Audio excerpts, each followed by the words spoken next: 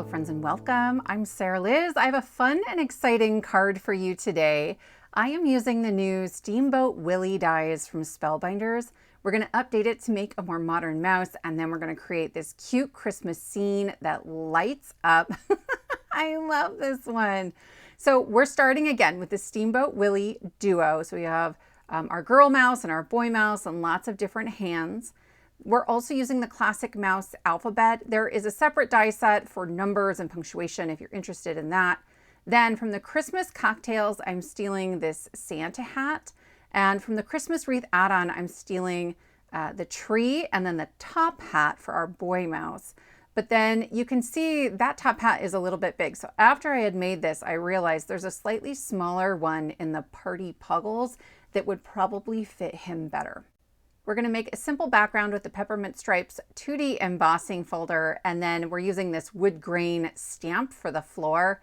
And finally, the Twinkle Light. This one's my favorite. If you haven't seen these before, it is this small like battery pack. You pop the battery in and you push the button, and there are 3 separate lights that blink on and off while you press the button down. Then I'm also using the world's best foam tape. It is my favorite. I am not out, I promise. I have a whole nother 2 rolls, I think. So I wanted to show you a Steamboat Willie card. This is the old mouse, the one that is now public domain, and that's why they're able to make dies for Steamboat Willie. They are not licensed to make dies for the more modern version of this mouse, but I thought we could probably update it ourselves. So instead of that white face, I am using like a peachy skin tone, and I'm going to add that onto both my mice. They face each other. The faces are the same, but there are 2 bodies that are sort of facing towards each other as well. And the one on the right is the girl mouse. That's the only body you have. This is the face cut out of white. And I have left, there's one eye that pops out. So I've left that eye in there. I taped behind it, and I'm just drawing in like a little black part for the eye.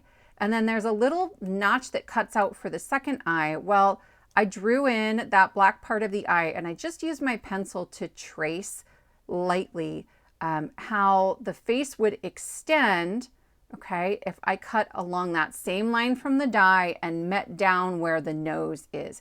And that's how I'm going to create the second eye. Otherwise, it's just a cutout. Don't get me wrong, Steamboat Willie all on its own, very, very cute. But my kids love the modern mouse. And so I was excited to put this together for them.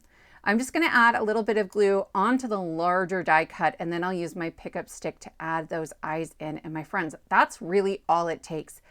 Our girl mouse also has some eyelashes, so I'll just add a little bit of glue. There's a nice big space for the glue, and then I'll lay the face onto it so the eyelashes are just above the eye. Okay, so again, here is our Santa hat and our top hat, and we're going to put those together really quickly. I tell you what, I actually made my mice twice. I had made the entire card and I was done and I didn't like it. And I showed it to my son and I was like, what do you think?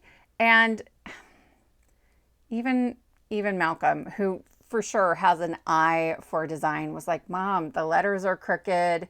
It feels really crowded. And I was like, okay, well, then we're going to take this apart and we're going to do it right. So you're going to notice as we move from the hats to the bodies of the mice, I actually have the Steamboat Willie faces there, but don't worry, I guess. I decapitate them later, and we'll add these faces onto our mice.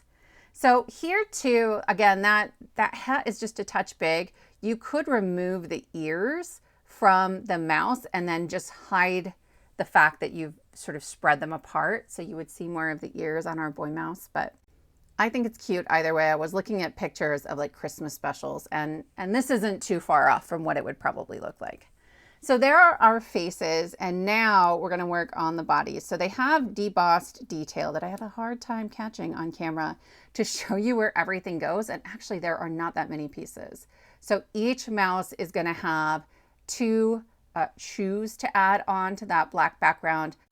Then our girl mouse has some bloomers. The smallest piece you're going to deal with, aside from the eyes, if you do it the more modern way, is that second bloomer on the left, but it's worth it. And I love that you get this great black outline. So they really look like cartoon characters, right? They look like drawings. From here, it's just about picking which hands you want. There are also hands that can hold something. So like I have a card I've made where I have our boy mouse holding some balloons. But I knew on this one I was going to be a little tight on space because I have both mice and I have a tree. So I used the hands that are the smallest and look a little excited. I wanted this to be extra special, so I added some like clear glitter stickles onto her shoes. I thought about trying to run a line of like white glitter along the bottom of her skirt for like a ruffle, a white glitter ruffle, but I was worried I was gonna mess it up because I was gonna have to like use some paste. I don't have a more opaque stickles or anything like that. The boy mouse comes together really quickly. I love that they've designed these dies and thought of everything. Like there is a little die that you stick behind the black part for the face that will be the red mouth poking through. There is a little die to cut the white scrap of paper that will go behind his shorts. So it's like they've thought of everything and I really appreciate that. There is between these shoes a little gap of black to sort of keep with that cartoony feel, but then they fit all the way to the edge. There aren't a lot of pieces on these mice that do that, but definitely want that line of black. And then our little tails. I can't remember if the modern mice have tails on them. The tails feel weird to me, but they're cute, so I left it. Again, here I'm gluing faces on that we're gonna remove later. But I found it easier to have the face on there before I added the hands, just so I could get the placement and proportions right. So here's that alphabet set. It's a really whimsical font, and I love that that means when I go to add this onto my card, it doesn't have to be perfectly lined up because they're not perfect letters, right? You could make it wonkier than I do, but again, I was a little tight on space. I'm creating a drop shadow here. So I add glue onto the black one. They're the same size, right? I just cut the letters twice and then I glue them so they're sort of down and to the right. The Christmas tree has a die that will cut out 4 ornaments and I cut them from 2 different colors. If I'm honest, at this point, I did not know I was gonna light this up. But again, my son Malcolm, who is my design guy, was like, what if there were lights on that tree? So big kudos to him. I'll put my star on top and then we can set those pieces aside to work on our background. We're gonna keep this pretty simple. So I have a piece of light blue cardstock. It is 7 inches long by, oh gosh, 6 1/4 maybe. I didn't really measure it. We're making a 5 by 7 card. My first attempt was smaller, it was an A2, and that's why it felt crowded. So this is gonna give me more space. I'm just using a silver ink pad and sort of going in circles and rubbing over the top of that peppermint stripe to bring out the background. And then I'm gonna grab this red rubber stamp. I love red rubber. Can I just tell you, like, I will use a cling stamp all day long, but these stamp so beautifully and I can do it without my MISTI. So I just put it upside down on my mat. I have a glass mat, so it sticks really well, but it will stick to like my not glass mat as well, just not quite as well. Then I laid my cardstock on top of it, grabbed a piece of scrap paper so I didn't get ink all over my hands, and I have this beautiful wood grain background. I trimmed these down to about 1/2 inch and I'm going around the edges with a brown marker that matches my ink pretty closely. I want these to look like boards on the floor.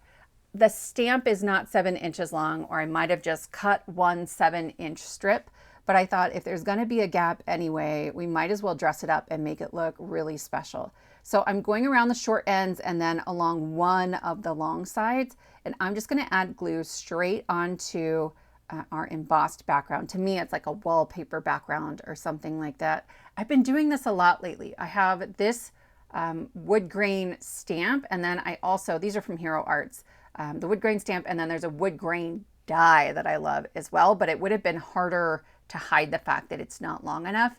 And I just will pick an embossing folder or a piece of pattern paper, put that in the background, and then create a little floor for myself, and it's a really quick and easy scene. I cut one of my strips a little shorter and then markered again the short end, and then I'll finish this off on the other side and just trim that short. But like, I am so pleased with how this floor turned out. I hope you will try this. I hope next time you go to make a scene card, you'll be like, oh, I have a wood grain stamp. There's tons of companies that make them and they're all pretty great. So just above our wood, I did want a baseboard. So I have just this tiny little strip of white cardstock. I am gluing it above the wood grain instead of overlapping it a little bit, which I thought about. But I didn't want the extra bulk since I'm gonna have my mice and my tree that overlap both of those pieces, extra pieces of cardstock. I wanted a little bit of a border. We're going all out, friends. If you're gonna make a light up card, if you're gonna put together that many die cuts, you're gonna dress it up and you're gonna do it right. So again, I really didn't measure this black piece. It's just a little taller than the background that we already had. And then when we go to add our final piece, there's gonna be a red piece in the background. That will be our 5x7. To add my letters, I lined them up at the top of my card and I centered them as best I could. And then I'm gonna start with the M and the Y to make sure I maintain that spacing. And then even if the letters in the middle are a little bit off, the word itself will look centered. So I did the M and the Y, then the E and the other R, and I ended with the 1 in the middle. And so it helps to just keep all that spacing the same. I have just laid my big die cuts onto my card panel, and I am filling in 3 little dots where we're gonna put our lights. I have a little piece of foam. Really anything kind of soft, a mouse pad would work for this. And I'll stick my pokey tool through those 3 holes just to get them started. And then I pick it up and I push that tool as far as I can through those holes to widen them a little bit. And then later on, we'll open them even further with some tweezers. I really like that I don't have my faces on the top of my mice yet. So I can leave the face there to remember where I want them to go to make sure everything's gonna fit. I'll just hold the face into place, glue the body down, and then I can pick the face up and glue that onto the top. The other thing I sometimes do is to grab a sticky mat. I have some just like clear-ish sticky mats that you might use for a silhouette or an electronic cutter. And I will lay it into the corner of my card, lay it on top of the die cuts that aren't glued down. It will pick them up, it will keep them in place, add some glue, and then when I put it back into the corner, I know that they're gonna be lined up right where they were before. I felt pretty confident doing this without the sticky mat, but if there are more die cuts, then like this was really just 4 since so much was already assembled, or 5, I guess, with our tree. This was not that difficult, but if you're working with lots of small die cuts, that can be really helpful. So I'm adding my tree onto the panel, and remember, I have holes in the tree, but not in that panel. So we're gonna do that in a minute, but I didn't wanna have to do it multiple times. So I'm gonna add this onto our 5x7 red panel. I love the way this doesn't feel necessarily like a 5x7 card because it's so wide. And I just have those strips at the top and the bottom. It kept the scene from feeling too big. I'll get that centered on there. So I have those tiny little strips of black at the top and bottom, those pops of red, again, that I think are just classic to these characters. And I'm gonna take my pokey tool right through those same holes. It's 3 layers of heavyweight cardstock, but it wasn't that difficult. But here I took my thinnest pair of tweezers and I'm not opening them. I just stuck it through the holes and then I'm turning it to open them. I forgot to mention that I am using the press stamp and die combo from Pear Blossom Press to stamp the word press onto my card. I love the one that's sort of scripty and it says push. And so I want to make sure I get the placement right. My card is almost done. So I have a piece of acetate covering my card right now just to make sure that ink is going to be dark enough that it's going to show up, that the placement is right, that it's not crooked. Sometimes I have a hard time getting small stamps straight, but it looked great. So I took the acetate off and then I just stamped that onto my card and we can work on the light. I have my card base right here and I'm hovering my pencil over the word push, and then I'm going to make a little dot on the card base, and that's where the button's going to go. But I will install this upside down. Right now we're creating an escape hatch so we can replace that battery later if we need to. I'm also going to create a little dot on the back of this panel where that push is. I just use my finger to kind of keep track of that. So I'm going to lightly hold my battery pack in the corner. I have the button over that dot that I made and I'm tracing, again, lightly around that battery pack. I'm going to erase that later. I'm going to stick this into my scoreboard and I want to leave some room, right? I need room to get my finger in there to push the battery out. So I'm coming out, I don't know, 1/4 inch past that battery pack. and I'm creating a score line that goes a little beyond it. Then I'm just going to grab my scissors and cut up to the score line, and now I have this little flap. If that battery pack is closer to the middle of your card, there is a die in that push stamp and die combo that will cut just like a little flap. It gives you a score line and it cuts the other 3 sides of the rectangle. So that's an option too. I'm adding my lights now onto my panel. I can see the holes that I've already made, and I'm looking for the yellow part of the light, right? That's what shines the brightest. And I'm sort of tucking it into the holes, and then I just use some clear tape to hold that in place and cover it up. I find this works really nicely. I've done this enough times that I know just kind of how big those holes need to be. But if you were doing this and finding that the light doesn't quite fit in the hole, you might take that moment to make them a little bigger. I put removable tape on the back of our battery pack and added that onto our card so that the button lines up with the dot we drew with our pencil and then the push that's on the other side. I will gently curl the wires and tape them into place. Then we're going to use the world's best foam tape. This is from Pear Blossom. It's designed to be the perfect thickness to go with their lights. There's a bunch of different light options coming into the holidays. These are so much fun. And I like to start by creating a really sturdy sort of frame for the card. I don't want a saggy card. I made this so it lights up. I made a door so you can replace the battery. I want this one to last, so no saggy middles. I'm checking, I'm pushing the button, everything looks good, and then I'll peel off that backing paper.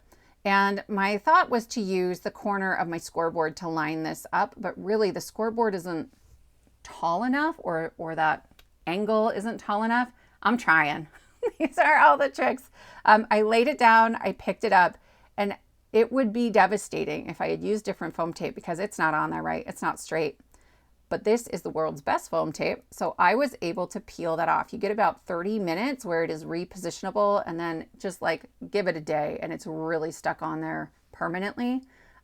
But this gives me a second chance. So it just brings my stress level down for some of these moments where I'm trying so hard to get it straight. In the end, I was just wiggling, I got it there, and I got lots of tries, and that's no big deal. I'm going to open up my hatch, add some removable adhesive, though honestly any tape runner is great for that. And then I thought I was done. I walked away, took photos. 3 days later, I realized my card says Merry and there's no Christmas. So I grabbed this Sassy holiday free printable sentiments kit. I release free sentiments on my channel over at Sassy's LLC twice a month. And these are pretty sassy, but I just want the word Christmas. So it says, I'm giving everyone my opinion this Christmas. This was a very sassy kit, but there's a sweet Christmas from last year too. I maybe just try to link like the emergency card kit playlist that has all the freebies in it. There's a regular one and a holiday one. But I just trimmed that down using the tick marks, and it says Christmas, but it's black printed on white cardstock. So I'm going around the outside edges with a marker just to make it look like it's really black cardstock. Then I'm going to glue that onto a 1/4 inch strip of thicker cardstock. I want to give it a little bit of weight because I'm not going to create a mat for it. There just isn't room on this card. I thought about trying to spell out Christmas on the inside. I didn't think it would fit. So here we are. I'm going to put some adhesive on the back of that, and then I'm going to put that right under the Merry Christmas, and our card is actually done this time. So I'm going to press our push button and our lights will go on. I love how they twinkle. Like they are perfect for a Christmas tree. And then you open it up, and when you lift that, there's tons of room to get your thumb in there to push that battery out. It's not difficult at all. You can replace that if you need to, though honestly, I have some I've made 2 years ago and they're still going strong. So I hope you'll give a light up card a try this fall. Halloween and Christmas are great reasons for lights. Thank you all so much for spending your time with me, and I will see you next time.